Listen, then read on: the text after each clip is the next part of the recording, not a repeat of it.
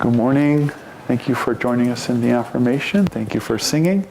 We want to welcome all of our visitors to the Expanding Light and to the meditation retreat, our Karma Yogis, our Seva Yogis, and all of you, and all the people online. Thank you for joining us.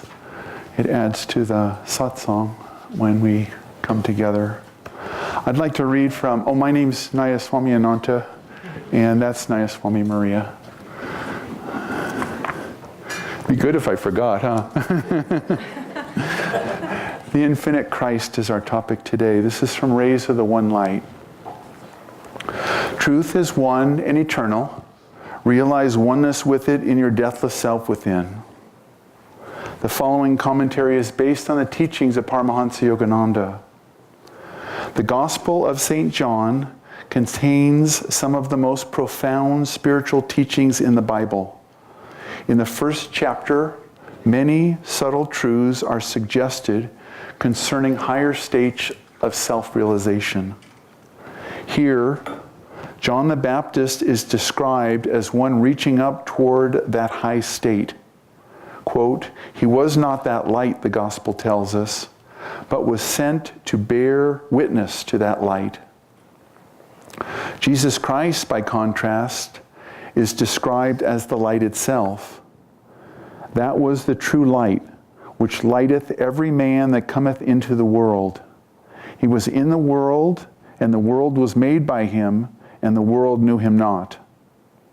One essential truth stands out in this teaching, that Jesus came not to dogmatize people with a new teaching, but to bring them timeless, universal truths. Disciples saw the Master clothed in human form and therefore judged him in terms of his greatness relative to the greatness of other teachers.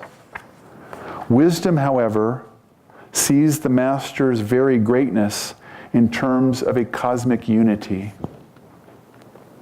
There is a passage in the Path by Swami Ananda in which this point is emphasized. The Master, Paramahansa Yogananda, explained, the saint who attains that exalted consciousness never says, I am God, for he sees it was the vast ocean that became his little wave of ego. The wave, in other words, would not claim, when referring to the little self, to be the ocean. At this juncture, Devi, who was present, cried excitedly, but sir, if you are one with that ocean, that means you are God. Why I, Master asks, say he is God. But still, sir, you are one with him, and he is the only reality. That means you too are God. But this body isn't God. You aren't identified with your body, so one may still say that you are God.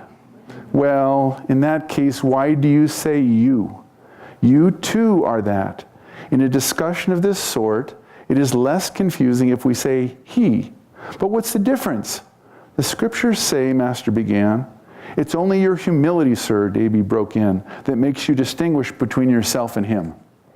How can there be humility when there is no consciousness of ego? Triumphantly, Devi cried, but if you have no ego left, that means you are God. Master laughingly continued the earlier statement, which Devi had interrupted. The scriptures say, he who knows Brahma becomes Brahma. There, said Devi, you said it yourself. Master rejoined, still laughingly, I didn't say it. It's the scriptures that say so. Master, in other words, would not identify those words with the human body speaking them. It was in his overarching spirit that he saw himself one with the infinite. But Devi was unable to make this mental leap from a pure expression of infinity to infinity yourself. You quoted those scriptures, sir, he reminded Master relentlessly. That means you agree with them. Recognizing that the distinction was, perhaps, too subtle for many to grasp, Master concluded, well, he who says he is God isn't God, and, he added with a smile, he who says he isn't. And there the subject rested amid general laughter. The greater a spiritual teaching, the more greatly we betray it by particularizing it with dogmas. Truth itself, not the Christian truth or the Hindu truth, incarnates on earth with the birth of a fully liberated master.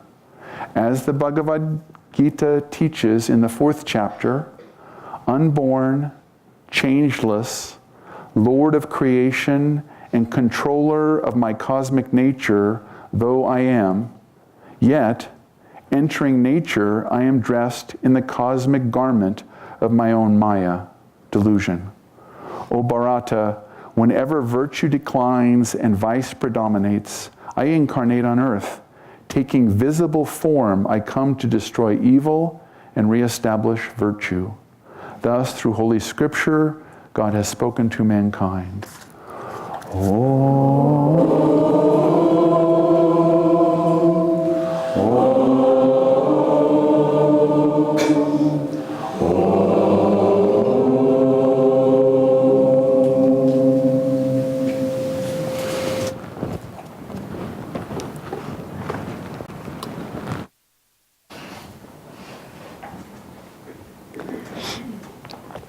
I'd like to read from Yogananda's Whispers from Eternity. And this one is entitled, Prayer Demand to the Holy Vibration for Omnipresence. O holy vibration, break the limiting boundary of my body consciousness. Reverberate through my body, mind, and soul, through my surroundings, through all the cities and lands of this earth, through all the planets, throughout the universe and every atom particle of creation. Unite my consciousness with thy cosmic consciousness. Hello, everybody. I think Swamiji was genius in giving us that reading today for this topic on the infinite Christ, because just that tussle between Yogananda and Devi, the disciple, I think it kind of relaxes us a little bit, makes us open to this very lofty and humbling topic. It's a very core topic to our understanding of what the spiritual life is, of what religion is.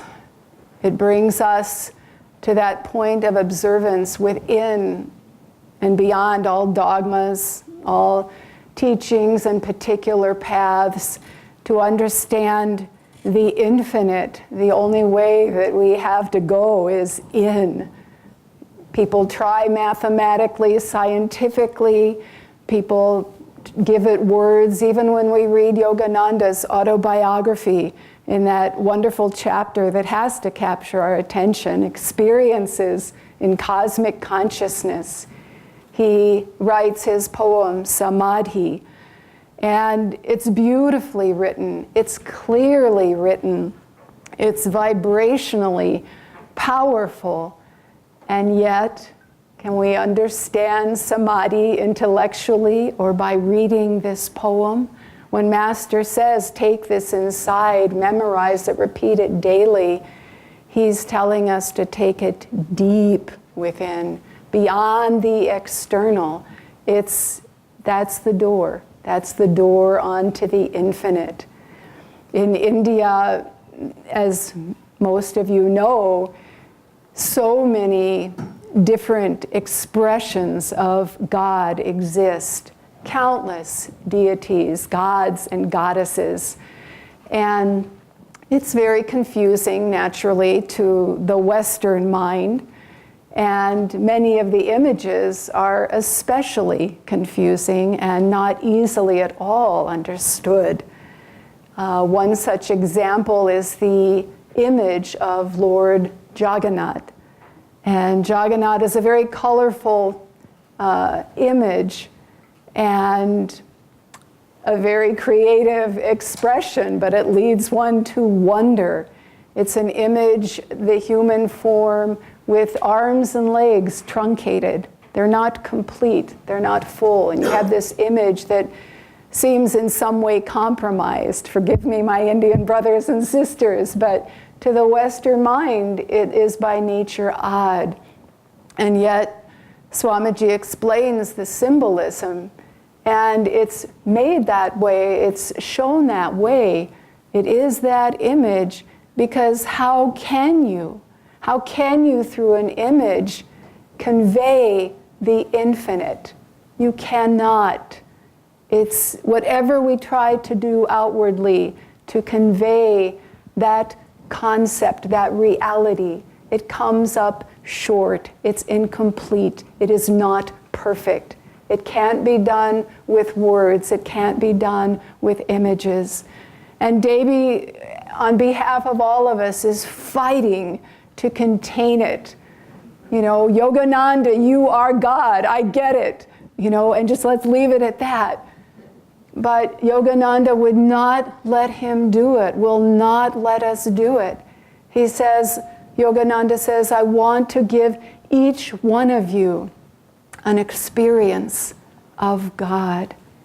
What a gift he is offering us, each one of us, unique as we are, an inner experience, an inner understanding of what that reality is, the reality that you cannot name, that you cannot capture in an image, that you cannot describe with words. And give us that experience, that tangible experience, personal to each one of us. When Kriyananda, Swami Kriyananda, saw Yogananda, whenever he saw Yogananda, Swami Kriyananda said, I look into his eyes and I see the infinite. He understood that. And what a blessing that is, because who talks about God as the infinite?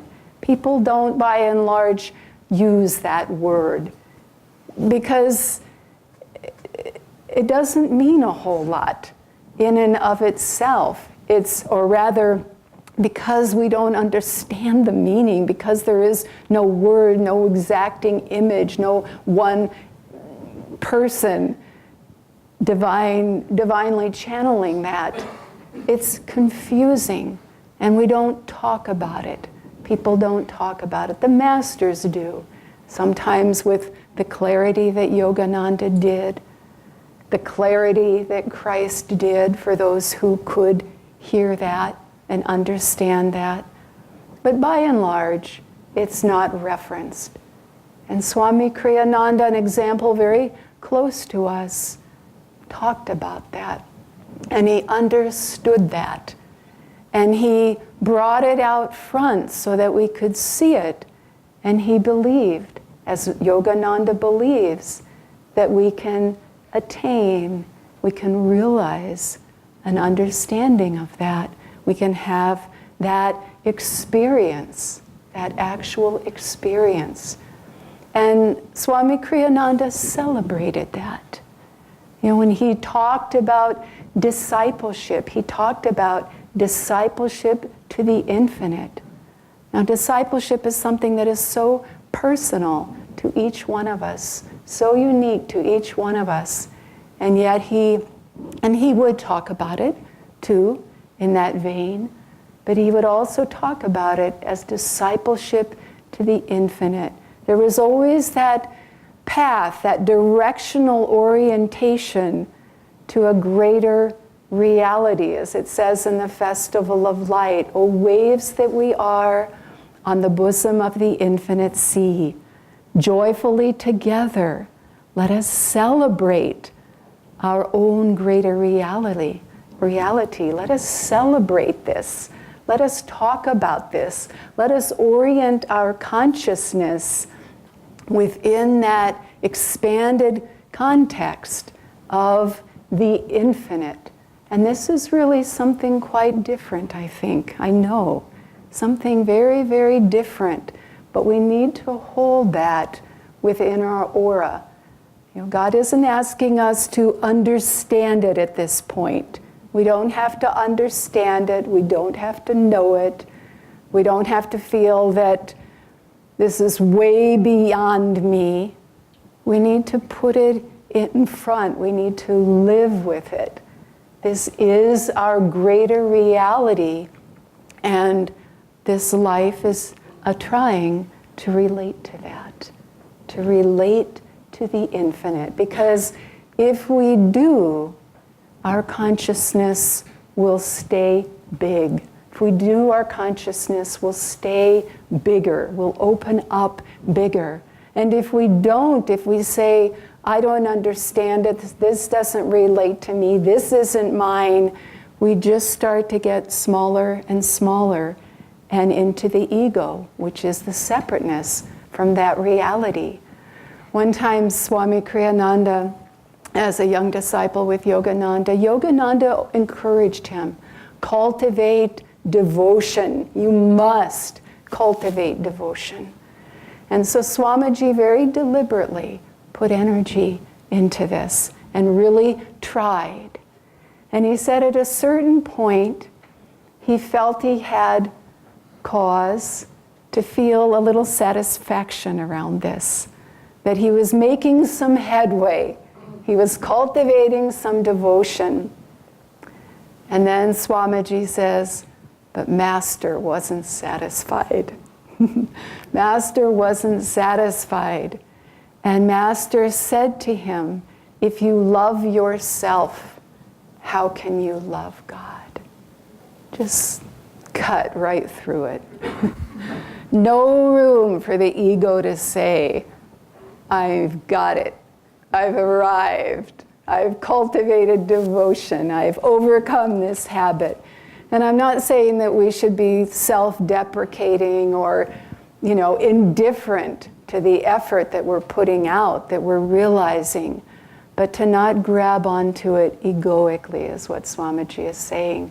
Because to the extent that we do that, to the extent that we pull it in to ourselves, to ego consciousness, we can't know God in that expanded way, in that infinite reality, in that greater reality.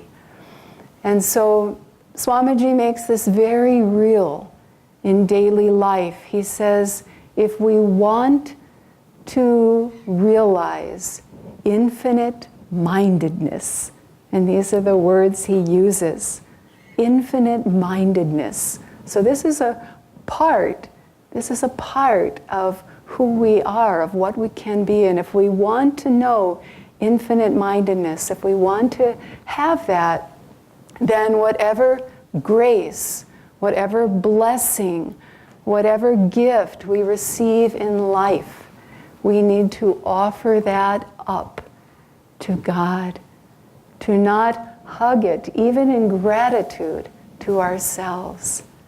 We need to just see everything as a part of that greater reality. Very practical, so the infinite Christ, the infinite consciousness, we need to make that practical. We need to make that real. And as I said, Swamiji understood that. And he never lost sight of that. And so we were able, and we are able, through reading his writings, listening to his music, to see that orientation and follow in those footsteps, to build and open to that consciousness. He said, keep one foot always in eternity. Isn't that beautiful? Have one foot always anchored in eternity. But what does that mean? Where is it? What is it?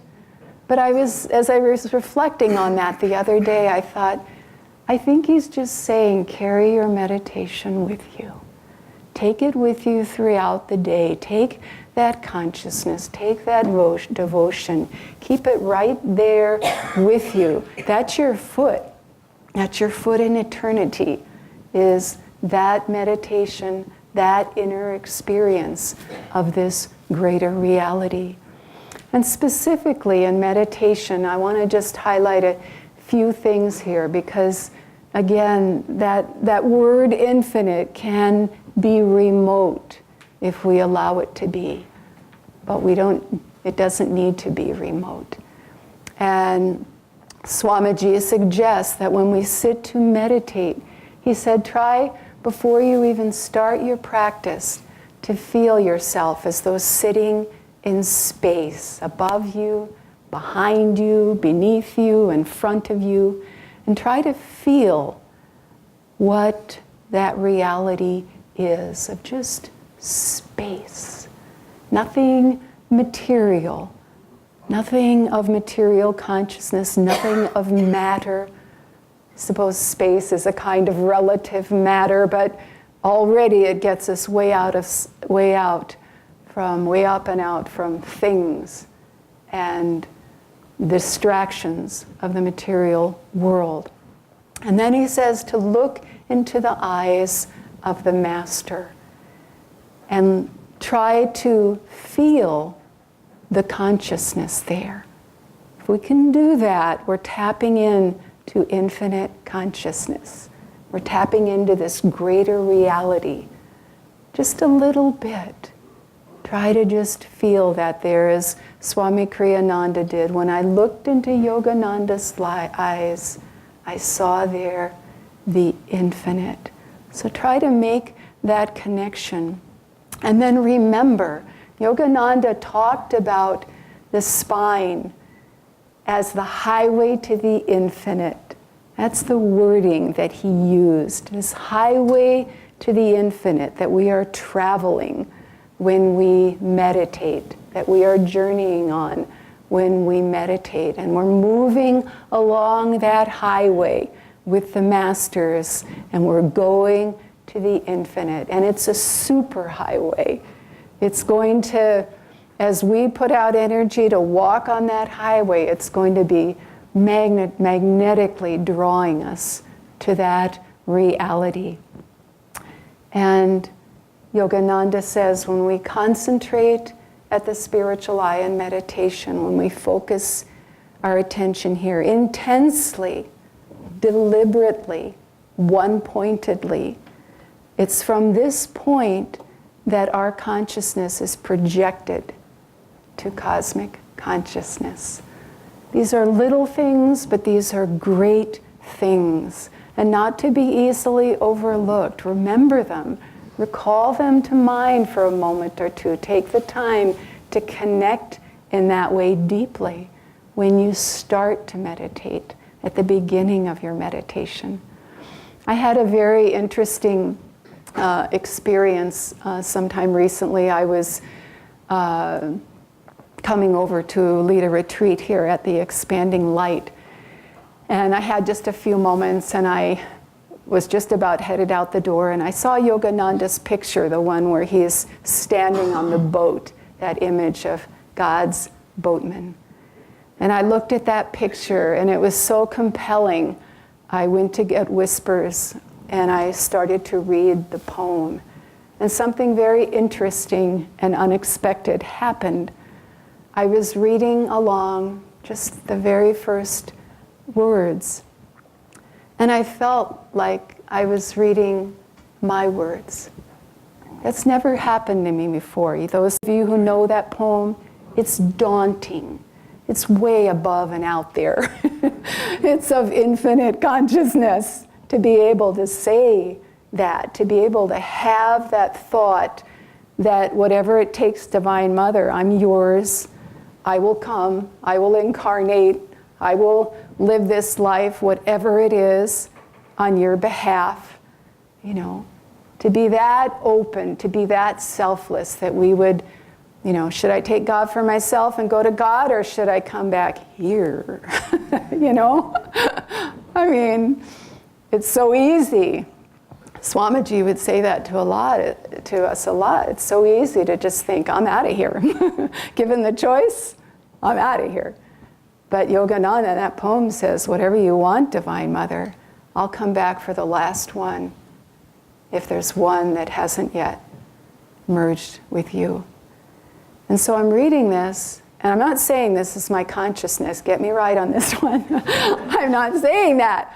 I'm just saying, as I was reading it, I could relate on a different level than I ever had before to what Yogananda was saying and the consciousness behind that. It was very impersonal. It wasn't like, whippy, or we're making some progress here, Divine Mother. It was totally impersonal. And that's why, and I feel it was for all of us in that way, because as we go along on this path and we're putting out the energy that each of us is, and the devotion and the dedication and the sincerity, Divine Mother is taking care of our spiritual life, is taking care of our realization, is bringing us home. And we have to know that our consciousness is going to view things differently and experience them differently accordingly with that. And so to just see it in that way, it was like, again, very impersonal. There wasn't even really a thought there. It was just, I can feel a part of this consciousness. And that's where we're all headed, is to the infinite. Just keep doing what we're doing in the way that we're doing it, and even better, as Gyanamata says. And that infinite greater reality will be more and more what our consciousness is. I was reading recently of a story, and I'd like to just close with this,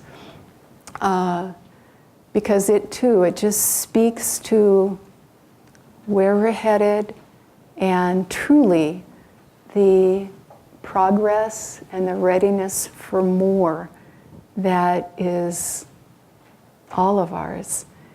And Swami Kriyananda had the opportunity to meet a disciple of Yogananda's, Warren Vickerman. And Warren learned as a very young man how to meditate. His individual path just led him along that way. And it wasn't until much later in life that he met Yogananda. But he heard Yogananda was going to be in town and going to give a lecture. And he thought to himself, I've been to so many lectures, and what I want is breathlessness. And by this time in his own practice, he had come so close, but he still couldn't realize that state. And so he met Yogananda at the hotel where he was staying, and he just knocked on the door. Yogananda opens the door.